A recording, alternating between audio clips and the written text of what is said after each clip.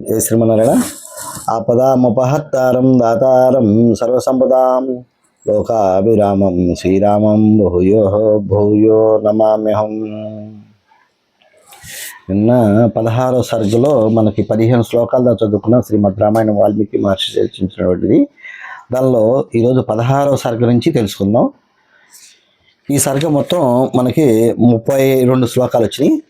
ఈ సర్గలో 16వ శ్లోకం ఏం చెప్తున్నారంటే, సమావేక్ష బ్రవిద్వాకం ఇదం దశరథానుభం ప్రజాపత్యం నరం విద్ధి మమేహ్యాభ్యాగతం ఉపా తథా పరం తదా రాజా ప్రత్యువాచ కృతాంజలి భగవాన్ స్వాగతం తే అస్తు కిమహం కరవాణితే. ఆ దివ్య పురుషుడు దశరథ మహారాజుతో యజ్ఞంలోంచి దివ్య పురుషుడు వచ్చారని చెప్తున్నాం.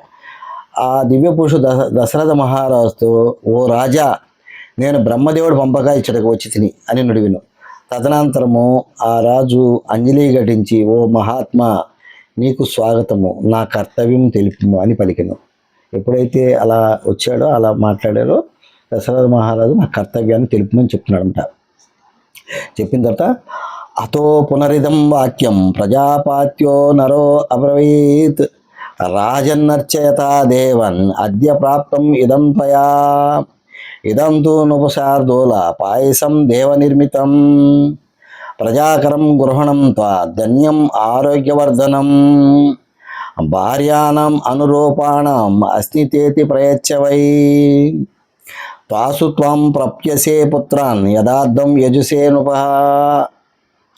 ఎప్పుడైతే పిమ్మట బ్రహ్మ పంపగా వచ్చిన దివ్య పురుషుడు మరలా ఇట్లు చెప్పాడన్నమాట, ఓ రాజా, అశ్వమేధ యాగము, పుత్ర కామేష్టి యాగము అని వాటి ద్వారా నీవు దేవతలను సంతుష్టులను గావించితివి, అంతే సంతోషపరిచితివి.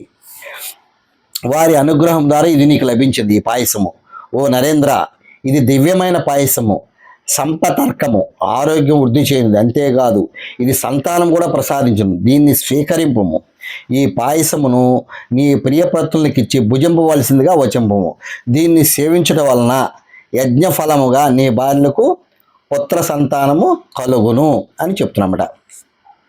చెప్తూ తదేహి నుప్రతిహి ప్రీత శిరసా ప్రతిగృహ్యతాం పాత్రిం దేవనా సంపూర్ణం దేవదత్తం హిరణ్మయీం అభివాద్య తద్భూతం అద్భుతం ప్రియదర్శనం ముదా పరమాయే యుక్త చకారవి ప్రదక్షిణం. అనంతరం రాజు అట్లే అని పలికి పరమ ప్రీతుడై దివ్య పాయసంతో నిండి దేవదత్తమైన బంగారు పాత్రను వినమ్రుడై గ్రహించెను. అద్భుతంగా దర్శనీయుడైన ఆ దివ్య పురుషునకు పరమానందంతో ప్రదక్షిణ నమస్కారాలు చేశారన్నమాట. అభివాద్య తతో దశరథ ప్రాప్య పాయసం దేవనిర్మితం బభువ పరమప్రీతః ప్రాప్యే విత్తమీ వాదన. దశరథ మహారాజు దేవతలు అనుగ్రహించిన ఆ దివ్య పాయసాన్ని పొంది నిర్ధడుగా ఒక నిధిని పొందినట్లుగా మహానంద భరితుడయ్యను. తదస్తదద్భుతం ప్రఖ్యం భూతం పరమభాస్వరం సంవర్తిత్వా తత్కర్మ తత్రైవాంతరదీయత. పాయస ప్రధాన కార్యం ముగించుకొని అద్భుతాకారంతో దివ్య తేజస్సు విరాజిల్లుచున్న మహాపురుషుడు వెంటనే అంతరార్థమైపోయాడు. ఆ దివ్య పురుషుడు ఎప్పుడైతే యజ్ఞం నుంచి వచ్చాడో ఆ దివ్య పురుషుడు అంతరార్థమైపోయాడు. హర్షరశ్మి విరుద్యోతం తస్యాంతః పురమభవౌ శారదస్య విరామస్య చంద్రస్యేన నవో అంశుభిః. సంతానదాయకమైన దివ్య పాయసం లభించడం వలన అంతఃపుర స్త్రీలందరూ మిక్కిలి సంతోషంతో ప్రసన్న ముఖ కాంతులతో శరత్కాలమందు ఆహ్లాదకరమైన చంద్రకిరణంతో ప్రకాశించు ఆకాశమున తేజిల్లిది. సో అంతఃపురం ప్రవేశ్యావ కౌసల్యాం ఇదమబ్రవీత్ పాయసం ప్రతిగృహేష్య పుత్రియం తిదామాత్మనః. దశరథుడు అనంతం అంతఃపురమున ప్రవేశించి కౌసల్య మొదలగు రాణులకు మనకు పుత్రులను ప్రసాదించి ఈ పాయసమును స్వీకరింపుడు అని పలికెను. కౌసల్య హి నరాపతి పాయసార్థం దదో తదా అర్ధార్థం దదౌ చాపి సుమిత్రయో నరదీప కైకేయ చావశేషార్థం దదో పుత్ర కారణాత్ ప్రదౌదౌ చావశేషార్థం పాయసామ్య మృతోపమం అనుచింత్యా సుమిత్రాయ పునరేవ మహీపతి ఏవం తసాం దదో రాజభార్యాణం పాయసమృత.